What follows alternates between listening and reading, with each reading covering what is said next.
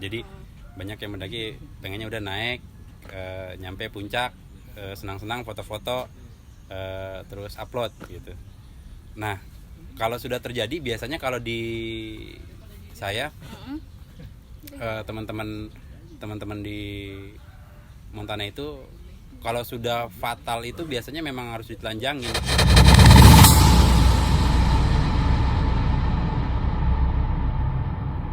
Halo teman-teman The Mandors, kembali lagi bersama The Mandors Channel. The Mandors, Jangan lupa bahagia.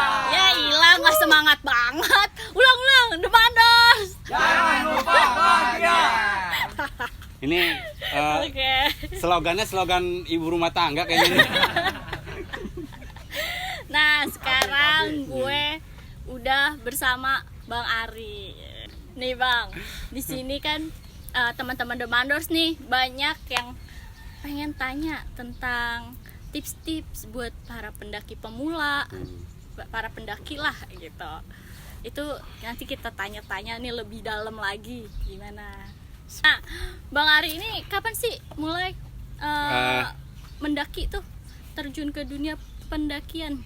Ya, kalau gue awal mula suka naik gunung SMP dulu. SMP gini ceritanya. Gimana? Karena tinggal di laut. Jadi ya, ini iya. cerita dari awal dulu. Oh, oke. Jangan salah fokus ya. Jadi karena tinggal di laut jarang lihat gunung. Sekali aja ke gunung kesenangan nih. Ya kan? Udah akhirnya naik terus dari SMP tuh. Nggak lama di SMA ikut kegiatan, namanya dulu nggak ada PA, namanya langsung ke kegiatan olahraga, namanya rock climbing. Ya. Ikut rock climbing di IKIP, zaman dulu IKIP, sekarang UNJ. Oh, Ikut UNJ. ya, ikut siswa binaan Eka Citra. Oh, jadi anak Eka Citra. Iya dulu, tapi tidak masuk ke Eka Citra. Oh, gitu. Sempat ditawarkan masuk ke Eka Citra, Citra, cuma ditawarkan di Manggalawana Bakti untuk Ah, ikut di Sukarelawan Montana. berarti nggak jadi Eka Citra. Nggak jadi. Itu anak UNJ juga tuh, Ri. Anak UNJ nih. Mahasiswa lu dong, Mas. Iya. Makanya tahu Eka Citra saya. Nah, kenapa sih sukanya tuh terjun ke dunia pendakian tuh kenapa? Bener-bener suka tuh kenapa? Jadinya lebih suka ke gunung, mendaki gitu lah. Awalnya sih bukan pendakiannya yang Kenapa tuh? dipengenin. Terus? Gua awal sukanya ke gunung itu Hmm, karena memang dulu cuacanya cuacanya laut sama gunung beda. panas sama Panas dingin. Dulu waktu awal-awal itu enakan di gunung dingin. Terus apa-apa tuh serba nggak ada polusi tuh awal-awalnya. Tapi kesini-sini asik ngobrol sama teman-teman pencinta alam, asik ngobrol sama pendaki. Ternyata lebih tertujunya ke lingkungan. Makanya waktu itu kenapa nggak ngambil Eka Citra? Karena Eka Citra sifatnya jelajah. Manggalawana Bakti waktu itu volunteer, sifatnya itu kampanye lingkungan. Nah, kampanye lingkungan itu lebih kepada menjaga lingkungan untuk kelestarian anak cucu kita gitu. Jadi kepikirannya nanti gue punya anak, nanti gue punya cucu, nanti gue punya nggak bisa menikmati cici. alam Nah Indonesia itu kan. nah Sayang banget kalau kayak gitu. jadi tujuannya ke situ. Jadi lebih kepada gue pengen nanti ke depannya anak cucu gue atau teman-teman gue yang lain bisa nikmatin yang kayak gue rasain gitu. Cuma kan di laut itu juga bisa dong. Laut bisa. Iya kan? Cuma kurang menarik apa gimana? Dunia bawah laut itu tuh juga menarik dong. Laut itu sebenarnya pada dasarnya nggak jauh beda ya lingkungannya, di mana aja sama. Awalnya itu karena mungkin kebosanan karena seringnya di lihat laut gitu ya. Terus ke gunung asik menikmati, akhirnya juga karena dapat ilmunya pendidikan lingkungan, akhirnya balik lagi ke lingkungan Alam lagi. lingkungan sekitar lagi gitu. Gitu. Iya, jadi ya sama aja sih pada dasarnya. Jadi apa bahasanya kalau bahasa zaman sekarang ya? Simbiosis mutualisme kali ya bilangnya. Iya. Ya, begitu ya. Iya. Nah, hal apa sih yang kan ini banyak nih The Mandors yang baru pada pemula pengen coba untuk mendaki gitu. Nah, hal apa sih yang harus diperhatikan, diketahui dulu nih untuk mendaki, untuk para pendaki pemulanya? Paling dasar itu mental, terus sama manajemen perjalanan. Itu paling dasar. Utama. Kalau kita nggak punya manajemen perjalanan, main jalan-jalan aja, kita sebutnya dulu bahasanya rem pakem. Jadi cuma sekedar camping pulang gitu kan. Padahal di situ juga kita harusnya punya manajemen perjalanan. Manajemen perjalanan kan mulai dari persiapan, mulai dari anggaran dan lain-lain, operasional segala macam. Tapi kalau Bang Beb uang 100.000 bisa 3 bulan, hebat bukan? Itu yang disebut manajemen perjalanan. Jadi jangankan uang 100.000, kalau manajemen perjalanannya udah bagus, tanpa uang pun bisa jalan. Bisa. Iya. Makanya The Mandors itu manajemen perjalanannya udah matang sebenarnya. Ya tinggal metik doang gitu. Karena udah asam garamnya udah ketelan. Tahu ya? Iya. Udah tahu duluan, makanya dia udah pernah merasakan. Iya. Dengan uang 100.000 dia bisa bertahan hidup selama 3 bulan. Iya. Di kota orang. Tuh. Ya kan? Itulah banyak kehebatan The Mandors ya. Iya, kehebatan The Mandors banyak. Kan para pemula kan juga belum tahu nih keadaan di gunung tuh gimana. Jadi kan ya kita bisa lihat sendiri sekarang banyak berita yang tersesat di gunung, ya kan. Nah, itu bagaimana sih kalau untuk pertolongan pertamanya untuk kalau misalkan orang yang tersesat di gunung itu gimana? Dia tetap bertahan hidup, ke perjalanannya gitu. Atau lebih kepada P3 praktisnya? Keduanya. Dua-duanya ya. Yang paling dasar kan emang tadi yang gue bilang. Jadi kalau misalkan punya manajemen perjalanan baik, itu aksi di lapangannya itu P3 praktisnya itu mau nggak mau mengikuti, karena sudah ada di manajemen perjalanan. Kayak misalkan survival kit, terus P3K praktisnya, terus perlengkapan perjalanannya itu udah pasti. Jadi kalau masalah tadi masalah accident di lapangan, ketika manajemen perjalanannya benar, itu biasanya nggak ada atau minim, gitu. Jadi faktor utamanya tadi yang saya bilang selain mental, manajemen perjalanan. Itu yang paling penting banget. Iya. The Mandors. Jadi buat diperhatikan ya. Jadi nggak mungkin nggak ada accident kalau dia punya manajemen perjalanan. Tapi kalau manajemen perjalanannya rem pakem gitu, kita asal-asalan gitu, ya itu udah pasti accident. Nah, itu kan ngomongin dasarnya nih. Kalau misalkan untuk peralatan kan naik gunung kan gak cuman kita bawa diri aja dong, ya kan, kita juga butuh peralatan. Nah, itu tuh peralatan yang dibutuhkan yang paling penting dibawa itu apa? Kalau buat para pendaki pemula kan nggak tahu tuh apa aja sih. Gue nih pengen naik gunung, cuma gue nggak tahu nih alat-alat apa sih yang harus gue sediain, yang harus gue punya, yang harus gue bawa gitu. Iya. Kalau dari gue, pertama memang yang paling inti kalau untuk pribadi itu perlengkapan itu sebetulnya kalau zaman sekarang ya, sekarang itu ada yang modelnya namanya ultralight. Jadi peralatan ultralight sekarang kan udah canggih-canggih nih. Kayak misalkan yang sederhananya nih untuk pribadi dulu ya, bukan untuk kelompok. Kan ada yang pribadi, ada yang kelompok. Kalau untuk yang pribadi, gue saranin itu minimal itu perlengkapan untuk tidur, terus obat-obatan, sama makanan. Ini tiga ini buat dasar alat peralatan untuk dibawa gitu. Perlengkapan tidur kan ada tenda, terus ada sleeping bag, ada jaket juga, ada kaos kaki, ada macam-macam kan perlengkapan tidur. Kalau obat-obatan itu biasanya pribadi, suka sakit apa. Kalau makanan sekarang banyak ultralight makanan. Kalau bahasa dulu, zaman dulu ransum apa ya? Ketahuan orang dulu. Iya. Kalau pendaki dulu kayak begitu emang. Iya, emang. Udah nggak ada ultralight, jadi pakainya ransum. Nah itu kebutuhan dasar, perlengkapan dasar dari mendaki.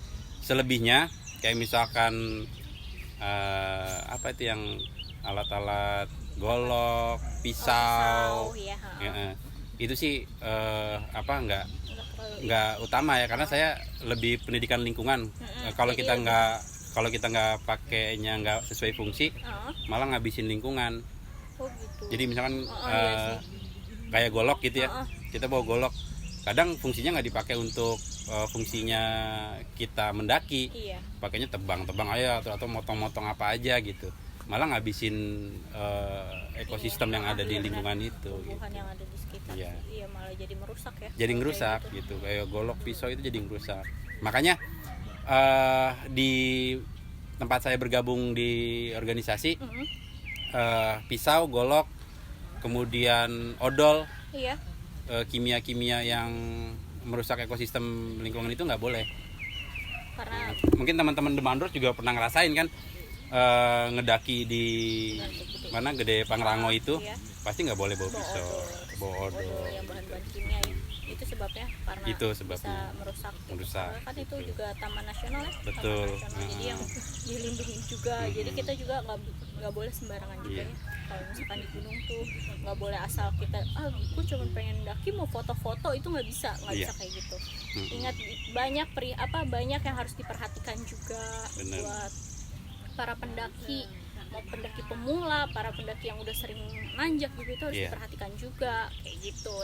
Pokoknya kalau gue sih pada dasarnya memang pendidikan terbaik adalah pendidikan lingkungan. Mau dia pendaki, mau dia penjelajah, Heeh. mau dia adventurer atau apapun, pendidikan terbaik buat mereka adalah pendidikan lingkungan. Yang Gitu. utama tuh dijaga lingkungannya. Iya. Lu pengen nikmatin, kalau lu nggak bisa jaga, lu nggak akan bisa Percuma. nikmatin lagi. Iya. Gitu. Jadi kalau gue perhatiin sekarang anak sekarang memang kan lebih kepada adventurer aja ya. Jadi daki, puas, Iya. Terus, selesai gitu, aspal sosmed selesai gitu, tapi nggak ada yang didapat sama mereka gitu. Nah gue juga mungkin bisa kasih info buat teman-teman di Montana, organisasi gue. Mudah-mudahan ini wawancara sama Demandros bisa jadi kampanye ke banyak media sosial juga, bahwa Montana yang selama ini gue diami itu memberikan banyak inspirasi buat para pendaki pemula. Iya. Ya gitu. Jadi sekalian izin juga mungkin buat teman-teman di Montana, nanti kalau ada yang nonton ini bahwa gue di sini juga sebagian kampanye lingkungan kita, dasar dari ADRT kita, kampanye lingkungan di Jakarta dan sekitarnya. Sebelumnya terima kasih buat teman-teman Montana. Oh, ini. Iya. Nah, terus nih, kayak kan itu secara peralatan ya. Mm-mm. Nah, kalau untuk secara fisik gimana tuh Bang Adit? Persiapannya secara Kalau untuk fisik? pemula mah, Oh, kalau untuk pemula yang penting sehat walafiat. iya, Untuk itu pemula ya. Mau Tapi- pemula, mau pendaki yang udah sering, pokoknya sehat. Ya sehat. Kalau nggak pemula. sehat, dipaksain, ya Nah. ada pingsan. Selebihnya untuk tingkat lanjutnya. Heeh. Tadi kan dasarnya yang penting awalnya sehat fisiknya gitu. Kemudian untuk lanjut, kalau untuk tingkat lanjut, misalkan dia udah suka dengan mendaki gitu, dia mau lanjut lagi terus, mau triple S, mau Seven Summit dan sebagainya, itu minimal kekuatan fisik kita, karena berhubungan sama minim oksigen kan kalau di gunung ya, kalau pendaki ya. Kalau di laut mungkin sama panas, tapi kalau di gunung kita biasakan minim oksigen. Jadi benar-benar banyakin lari, terus di tempat dingin ya, karena di tempat dingin itu minim oksigen kan. Iya, heeh. Jadi kayak- sering-sering di tempat dingin. Oh gitu. Kalau bisa fisiknya tempat dingin juga, Jadi kayak jogging gitu di tempat joggingnya dingin? iya dinginin, Oh gitu. lari Heeh. iya gitu. Kalau misalkan mau jelajahnya laut, Iya, heeh. mau jelajah laut, itu harus sering-sering ke tempat panas.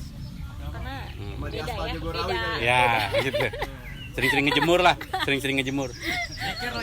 Ya Itu nyeker apa pakai sepatu? gitu. Kalau Kalau di tempat dingin minim oksigen. Kalau di tempat panas dehidrasi. Iya sih emang ya. Jadi jadi mau membiasakan yang mana nanti adventure-nya untuk pendaki. Iya sih kalau misalkan di Gitu. atas kan, Kalau di atas berarti dia harus sering fisiknya tempat dingin karena minim oksigen. Dehidrasi sih enggak. Iya, Cuma- dehidrasi itu enggak beda kalau misalkan lagi di bawah laut itu emang dehidrasi Iya, gitu. Bedanya itu jadi fisiknya sebetulnya sesuai sama lingkungannya. Nah, kan kalau di gunung tuh banyak ya beritanya juga ada yang meninggal karena hipotermia. Nah, itu kan bahaya juga ya kalau Banget.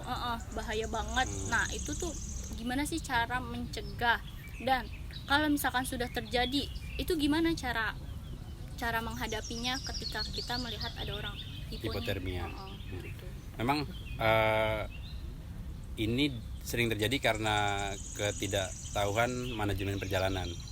Jadi banyak yang mendaki pengennya udah naik, nyampe puncak, senang-senang foto-foto, terus upload gitu.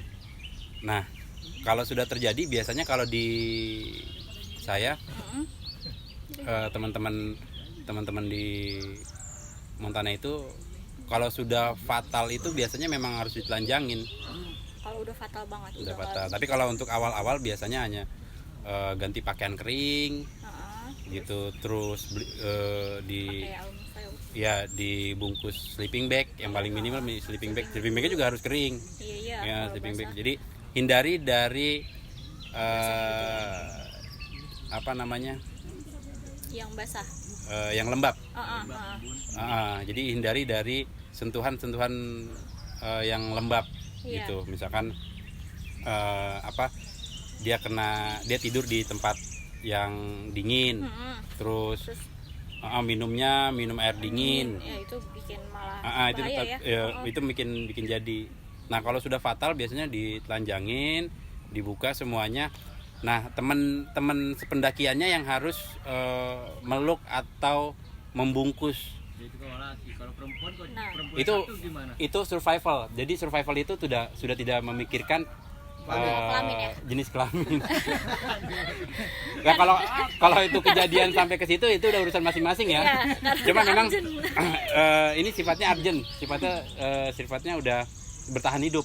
Sifatnya sudah harus menyelamatkan mati atau hidup gitu doang. Nah, kalau untuk di gunung es biasanya sudah ada pembekuan di salah satu pembuluh kaki. Kalau di gunung es, dia habis hipotermia gitu. Terus dia ada pembekuan di salah satu pembuluh. Kalau nggak jari-jari, kaki-kaki. Yang paling sering tuh biasanya Ya, yang paling sering jari-jari. Jari-jari, Kaki sama tangan. Di jantung lah ya. Nah, itu harus dipotong. Oh, biar dia nggak ini. Ya, dia biar nggak ngerambat. Gitu. Udah gitu aliran darahnya biar tetap berjalan. Terus Gitu. dipotong gitu. Jadi kalau nggak mau ya. ya kalau nggak mau. Jadi kalau cuma di gunung kayak di kita ya tropis atau subtropis biasanya cuma dibungkus yang hangat-hangat gitu. Jadi Beda kalau di gunung es. dibuka bajunya terus diganti yang kering-kering atau misalkan pada basah semua nih bajunya mau nggak mau harus dipeluk sama temennya yang kering gitu. Kalau temennya basah juga nggak bermanfaat juga. Oh, nggak bermanfaat. Iya. Oh iya sih sama kayak Sama aja. Apa bedanya kalau misalkan kayak sleeping bag terus basah Iya, gitu ya? sama aja kayak kalau gitu. kayak gitu.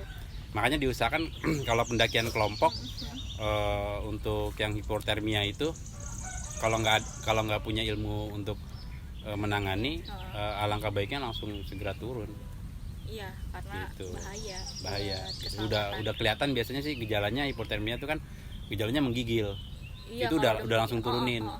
Karena banyak kan kalau gue dulu pernah ngalamin menggigil dianggapnya kedinginan aja, terus tambahin jaket, ternyata dalemannya itu basah keringat, basah lembab malah jadi. Makanya kalau misalkan kita nggak punya ilmu, mendingan turunin langsung. Gitu. Jadi malah takut Iya. tambah ini ya. Dibawa ke atas malah jadi masalah. Iya, malah jadi takutnya meninggal. Kan kita nggak ada yang tahu namanya di atas ya kan. Iya. Kalau emang nggak tahu dasarnya gimana, itu yang harus diperhatiin untuk para pendaki Pemula. Iya. Gitu. Tapi mudah-mudahan sih biasanya kalau manajemen perjalanannya balik lagi ya, kalau manajemen perjalanannya bagus mah ya pasti insya Allah terhindar ya kayak gitu. pasti udah, karena dia udah punya manajemen. Iya. Gitu. Nah, Pokoknya. kalau buat gunung nih kan banyak para pendaki pemula nih yang nanya, kira-kira apa sih gunung yang cocok buat para pendaki pemula tuh apa gitu? Untuk kawasan Jabodetabek sih, gue saran memang ke Gede Pangrango, Salak, Cermai. Itu untuk para pendaki pemula? Iya, tapi kalau untuk Cermai, kalau untuk emang agak berat ya kalau yang Salak Cermai. Iya. Salak Cermai karena dia nggak punya jalur. Iya. Kalau untuk Gede Pangrango Masih mending. masih mending karena selain ada jalur, terus anggotanya apa maksudnya anggota? Apa? Peserta.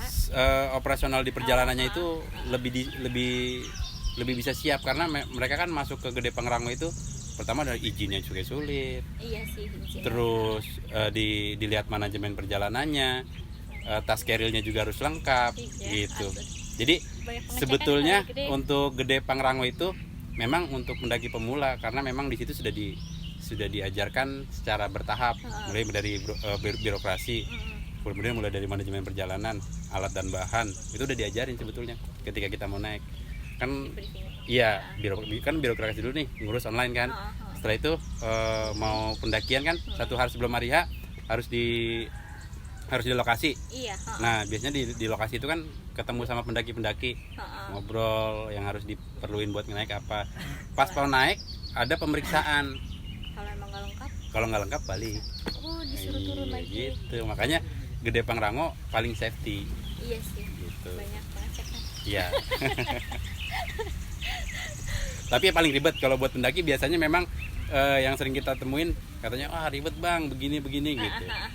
Tapi memang itu salah satu ADART dan konsep dasar dari pendakian.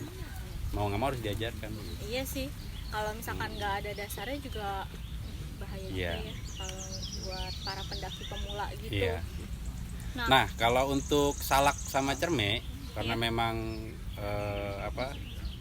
jalurnya pertama kurang safety dan petugas dan anggotanya juga kurang, makanya agak riskan. Tapi sebetulnya untuk pendaki pemula bisa gitu karena lebih pendek dari Pangrango.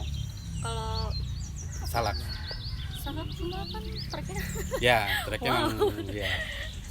Salak treknya lebih ekstrim yang saya bilang karena memang dia nggak ada pengelolaan secara jalur. Gitu. Tapi kalau ada pengelolaan dari keanggotaannya dari itu sebetulnya bagus juga Salak. Iya gitu. Sih. Cuma jalurnya ekstrim terus kan dia. Iya. Setapak aja nggak ada perbaikan di misalkan kalau di Gede Pangrango ada perbaikan di Penyangcangan. Iya, ada pembatuan di masukan di Rawa Gede kan gitu. Terus kan kalau sangat benar-benar itu terus banget. Dia kan tutup hutan banget juga ya kan. Jadi kayak gimana ya? Serem juga. Memang kalau yang paling kalau buat para pendaki pemula ya pemula banget ya? Mana Gunung Sahari kali ya? Gunung Antang. Gunung Antang. Ya kalau untuk gunung yang benar-benar untuk ngetes mental pendaki pemula ya Salak, Pangrango, Gede Pangrango, Salak, Cermai. Gitu selebihnya Gunung Sahari, Gunung Agung mungkin mereka udah jago-jago kali. Nah, ya itu untuk sekitaran Jabodetabek ya. Iya. Tapi kalau di luar itu mungkin kayak Jawa Guci atau macam-macam bisa kan ya. Iya. Cuma kan jaraknya jadi Jabodetabek kan jauh. Iya sih. Cuma kan namanya Demandors kan pengikutnya bukan Boys. Jabodetabek lagi. Iya benar-benar. Demandors sudah mau go internasional soalnya. Mana sih yang punya? Nah, terus nih pesan nih buat Demandors nih apa dari Bang Ari nih? Para pendaki pemula nih. Sebetulnya Demandors bukan pemula ya. Kalau Demandors bukan, maksudnya kalau untuk para pendaki pemula nih, apa nih pesan-pesannya? Paling buat Demandors kuatin lagi organisasi Demandorsnya dulu.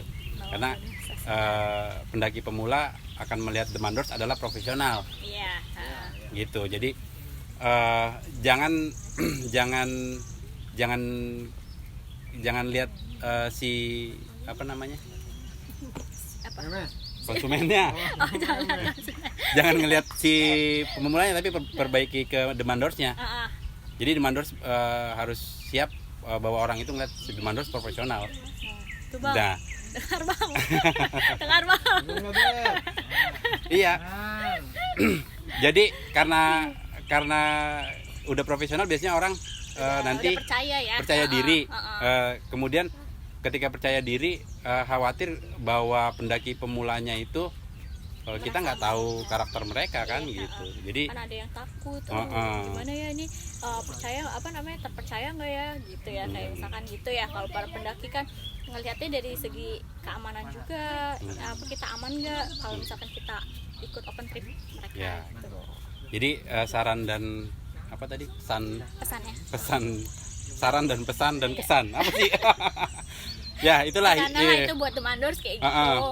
Nah, Pokoknya, kalau untuk para pendaki pemula nih gimana? Yang tadi untuk para pendaki pemula, ketika memang mereka jalan dengan profesional, percayakan dengan profesional, percayakan dengan alat mereka.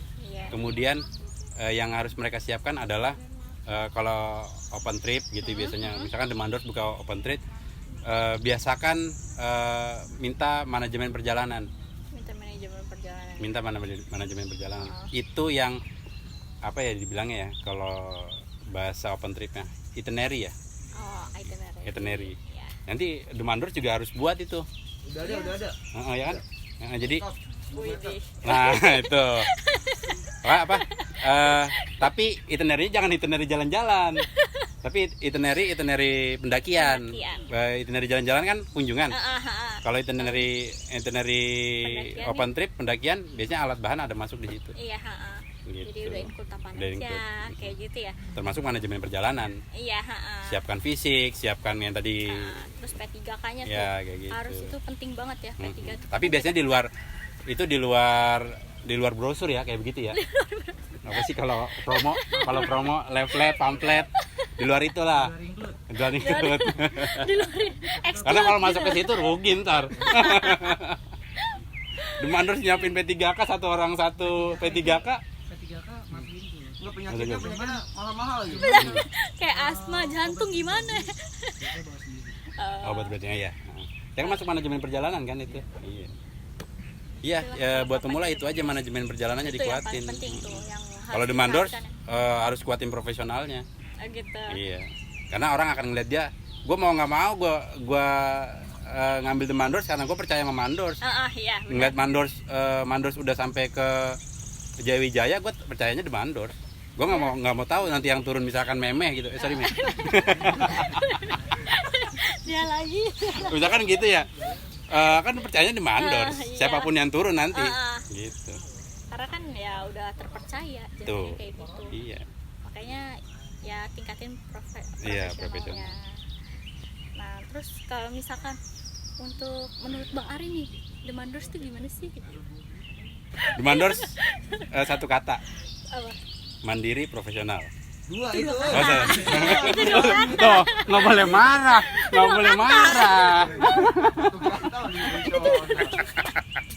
Kan profesional udah disebut tadi. Santai penonton. Sabar. Ya, dua kata. Mandiri sama profesional. Mandiri Buat sama demandors. profesional.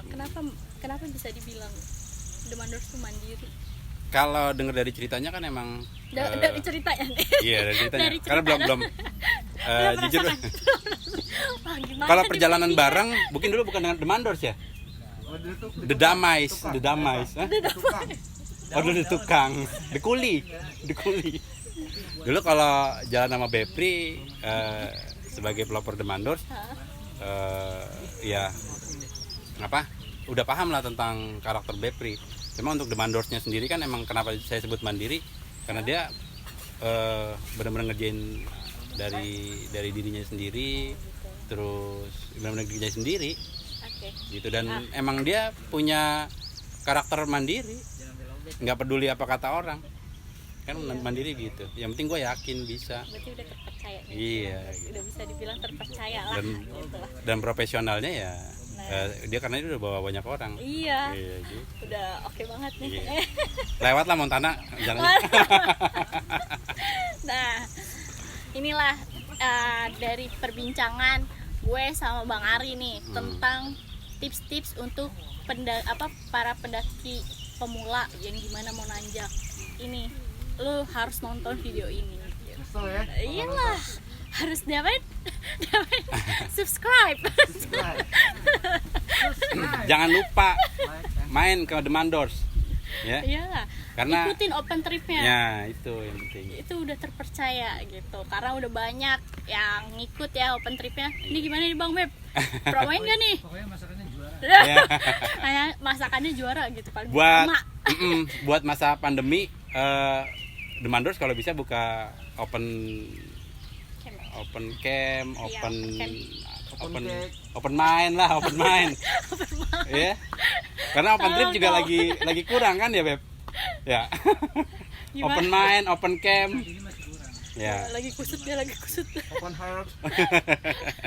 Nah, itulah yang harus diperhatiin ya buat para pendaki-pendaki yang baru pengen nanjak gitu ya. Baru mendaki. Oke. Kita tutup ya. Makasih semuanya. Sama-sama, makasih. Makasih Bang Ari. Iya, sama-sama. Udah mau April. Iya. Udah mau bincang-bincang di sini. Iya. Udah. Jangan lupa follow Demandors. Dan subscribe. Subscribe. Oke. Demandors. Jangan lupa Bahagia. Yeay. Makasih. Makasih.